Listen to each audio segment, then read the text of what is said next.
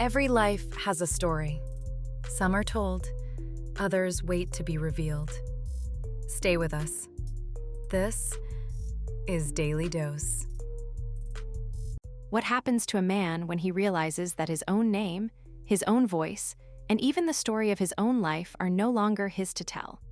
It is a question that seems to haunt the very corridors of power lately, as the world watches a drama unfold that is less about the headlines we see and more about the silence we don't. We often think of royalty as a matter of crowns and palaces, of public appearances and carefully curated smiles. But the reality behind those stone walls is frequently a story of contracts, clauses, and the slow, methodical preservation of an institution that has outlasted centuries of upheaval. On a cold morning on February 13th, 2026, the atmosphere at Buckingham Palace was not one of celebration or even of typical royal business. Instead, it was an atmosphere of heavy, undeniable finality. The ink on the latest documents was barely dry, yet the air seemed to vibrate with the shockwaves of a decision that would change the trajectory of several lives forever.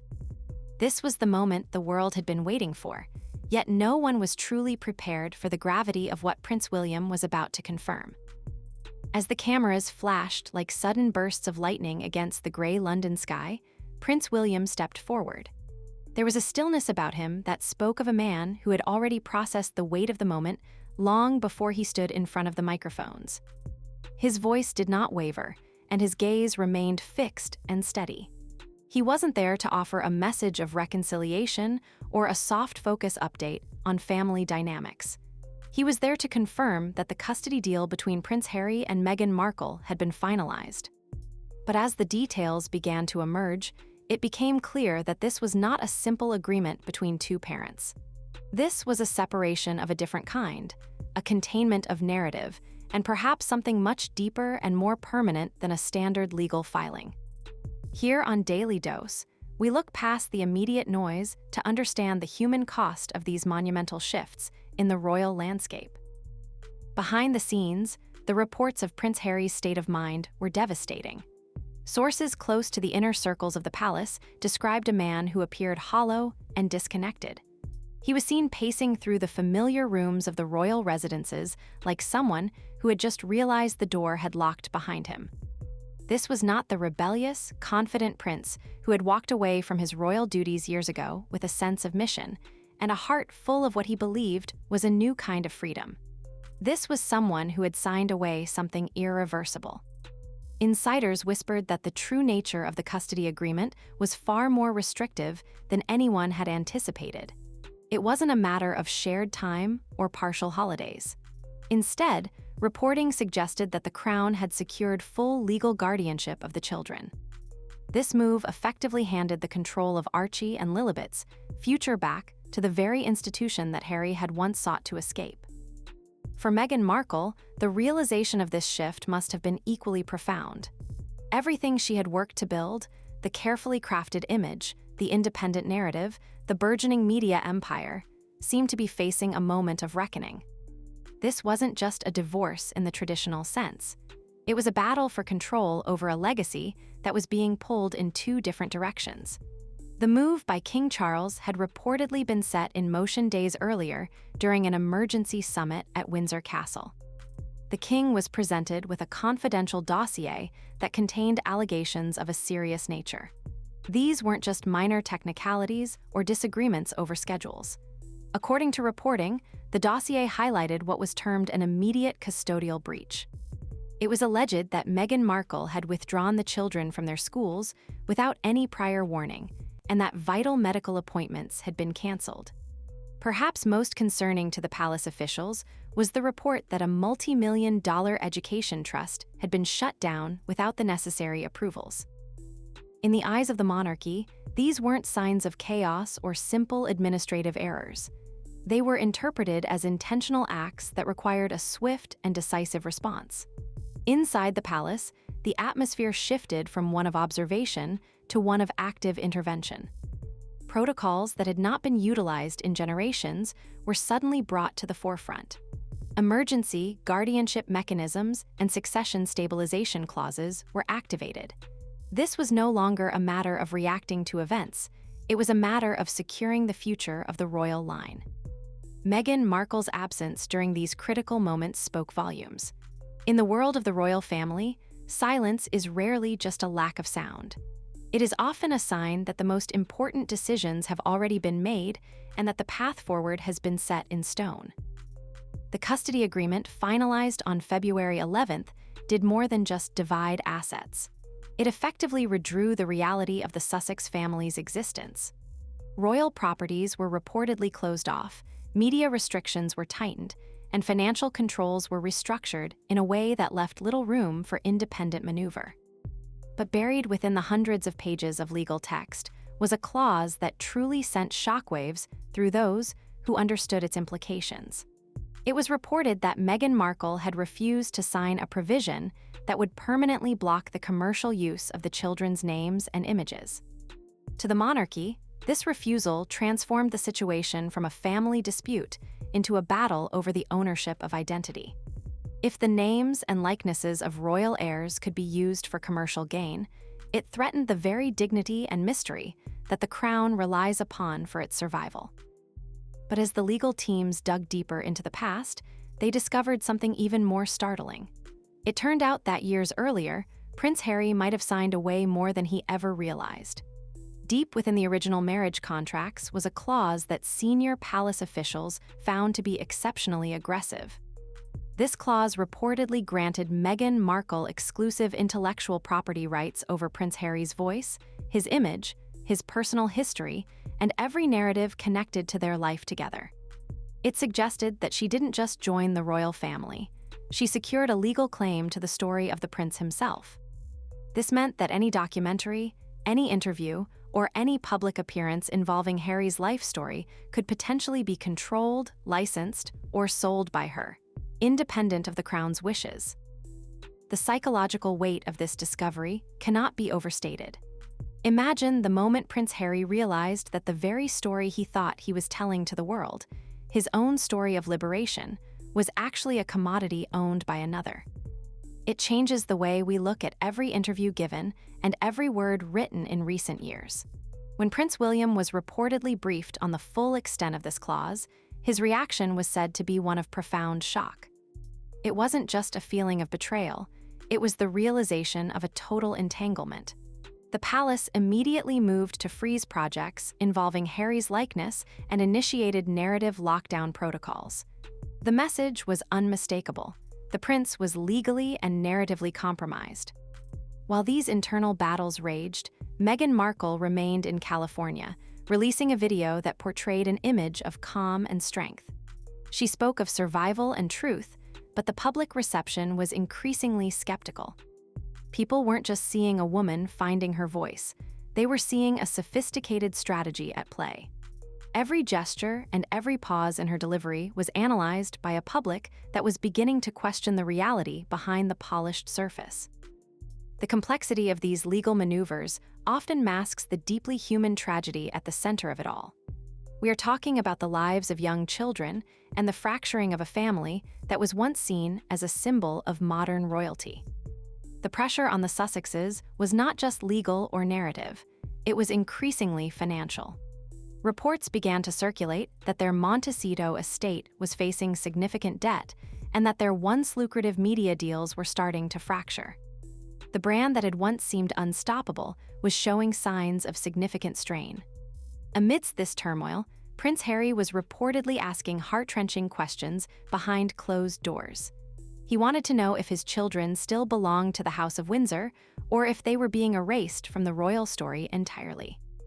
This was a moment of total identity collapse for a man who had tried to forge a path between two worlds, only to find himself losing his footing in both.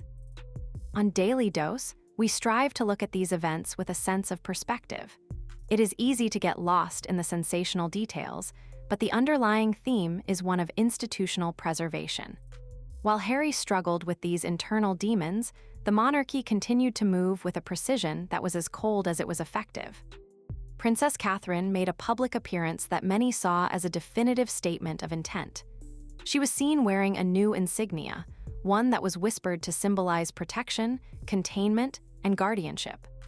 She didn't need to speak a word to convey the message. The crown was stepping in to protect itself and to secure the future of the heirs.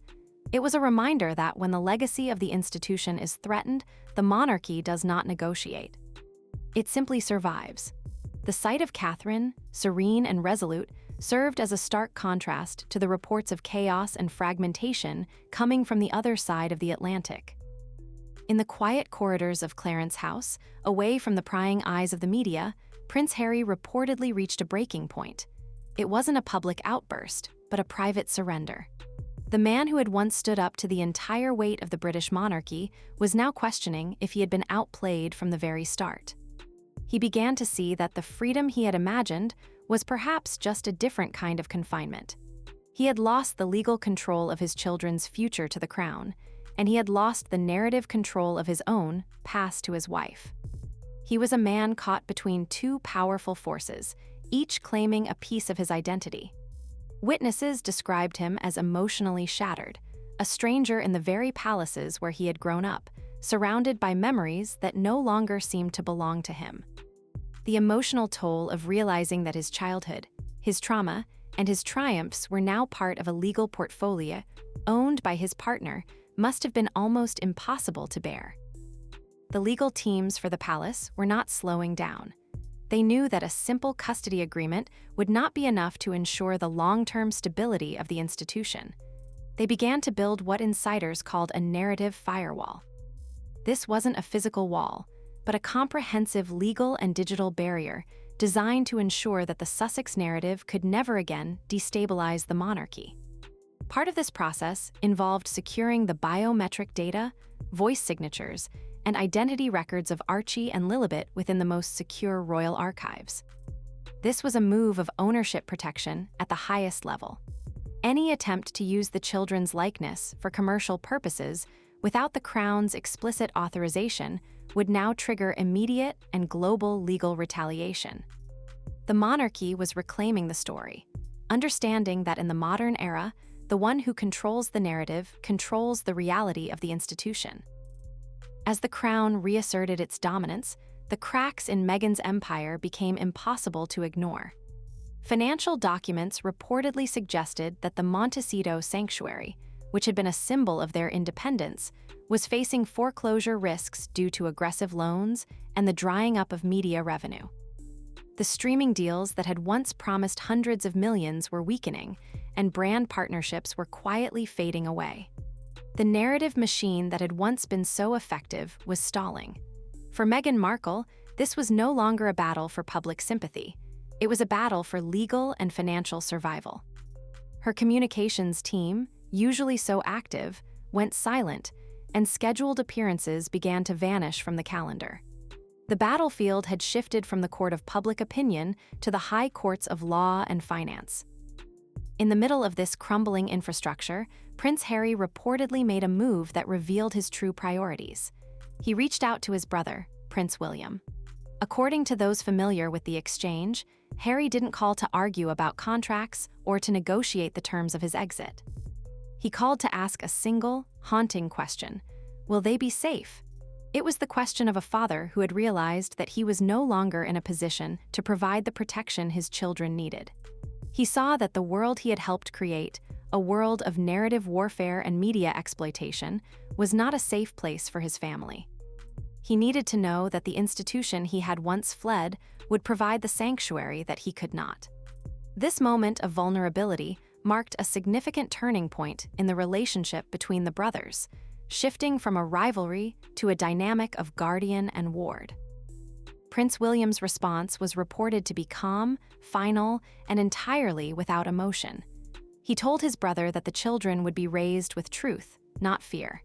It was a statement that provided both closure and a devastating realization. In that moment, the brother who Harry had once stood shoulder to shoulder with had become the guardian that Harry could never be.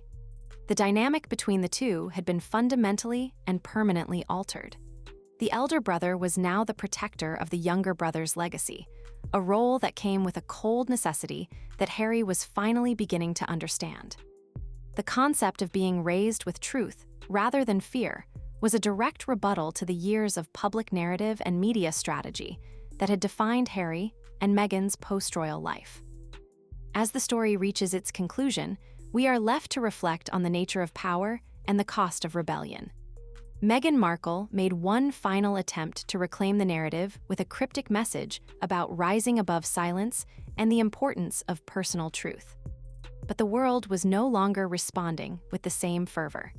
The public was watching the collapse of a rebellion that had promised a new kind of royal existence, but had ended in fragmentation and loss.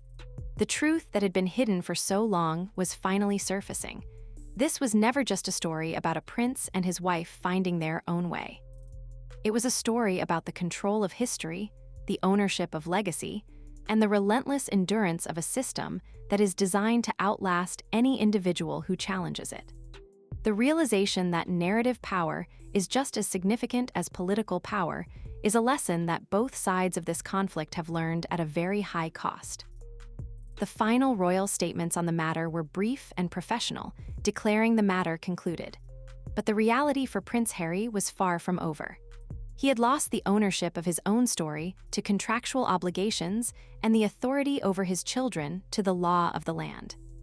He had lost the identity he thought he had reclaimed in the sunshine of California, only to find himself back in the shadows of the institution he once called home. The monarchy didn't have to fight him in the streets or in the tabloids. It didn't have to beg him to stay or plead with him to return. It simply waited. It waited for the contracts to be read, for the narratives to fail, and for the reality of the world to reclaim the man who thought he could rewrite the rules of a 1,000-year-old game.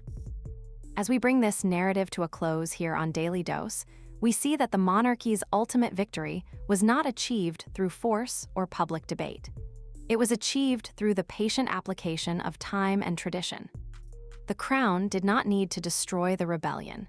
It only needed to outlast it. It waited for the moment when the weight of the institution would inevitably pull the pieces back together, even if those pieces were forever changed by the journey. The children's future was secured, the narrative was divided and filed away, and the rebellion was rewritten as a cautionary tale rather than a revolution. The image that lingers is not one of a battlefield, but of a quiet room where the final signatures were placed on documents that ensured the survival of a legacy at the expense of a personal dream. The struggle for identity is a universal human experience, but for those born into the world of royalty, it is magnified to a degree that is almost incomprehensible. Prince Harry's journey from a beloved prince to a global rebel, and finally, to a man caught in a legal and narrative web, is a story that will be analyzed for generations. It serves as a reminder that the stories we tell about ourselves are often subject to forces far beyond our control. Whether it is the weight of history or the ink of a contract, the truth of who we are is often found in the spaces between what we say and what we are allowed to do. The silence that now hangs over the Sussex narrative is not a lack of interest, but a sign of the profound shifts that have taken place. As we look at the quiet determination of the remaining working royals and the uncertain path ahead for those who chose a different way, we have to wonder about the long-term effects of such a profound separation. Is it possible to truly reclaim an identity once it has been divided between the law and the contract? Can a father truly find peace knowing that the safety of his children is guaranteed by the very forces he spent years trying to undermine? The story of the Sussexes has always been a mirror for our own ideas about freedom, family, and the price we are willing to pay for our own narrative. But as the doors close on this chapter of royal history, the questions that remain are less about the headlines of tomorrow and more about the quiet reality of a man standing between two lives, wondering which one was truly his. When the dust finally settles and the cameras are put away, what is left for a man who has discovered that his life's journey has been documented, licensed, and legally guarded by everyone except himself? It is a question that remains unanswered as the world moves on, leaving behind the echoes of a rebellion that promised to change everything, but ended in a silence that feels more permanent than any palace wall. The legacy of this conflict will not be found in the court documents or the press releases, but in the quiet moments of a father looking at his children and realizing that their story is now being written by hands he no longer touches. The battle for the future has been won, but the cost of the peace is a weight that may never be fully lifted. In the end, the monarchy remains, a silent witness to the rise and fall of those who try to claim its power as their own. The narrative of Prince Harry and Meghan Markle is a testament to the fact that even in the modern world, the ancient rules of the crown still hold a powerful sway. The institution has proven once again that it can absorb and adapt to even the most significant challenges, turning a story of descent into a story of continuity. The loss of personal agency for a man who once symbolized a new era of royal transparency is a poignant end to a chapter that began with so much hope. As the world turns its attention to other matters, the story of the Sussexes remains a lingering image of what happens when the desire for individual freedom meets the immovable object of tradition. The sense of finality that Prince William projected that morning in February remains the defining tone of this era, a cold and quiet conclusion to a drama that captivated the world. What remains is the legacy of a man who tried to own his truth, only to find that truth is often the most expensive commodity of all. The legal and emotional fallout of these events will continue to shape the lives of all involved, even as the public interest begins to fade. The story continues beyond this moment, not in the headlines, but in the private realities of a family that has been fundamentally reshaped by the forces of law and legacy. The question of who truly owns our history is one that Prince Harry must now live with every day, as he watches his children grow up in a world that he no longer controls. The lingering feeling is one of a story that has reached its end, not with a bang, but with the quiet closing of a royal archive. When the echoes of the flashbulbs have finally died away and the corridors of the palace return to their usual stillness, what remains of the man who thought he could outrun his own legacy? It is a thought that stays with us, a reminder of the delicate balance between the stories we tell and the lives we actually lead. The tragedy of the Sussexes is not just in the loss of titles or property, but in the loss of the simple human right to define oneself. As the monarchy moves forward, unchanged and unyielding, the story of the prince who walked away serves as a warning and a reflection for us all. The drama may have ended, but the silence it left behind is louder than any accusation. In that silence, we are left to wonder if anyone ever truly escapes the stories they were born into. If this story moved you, leave a like and subscribe. Share it with someone who needs to know. The truth continues tomorrow. Until then, this was your daily dose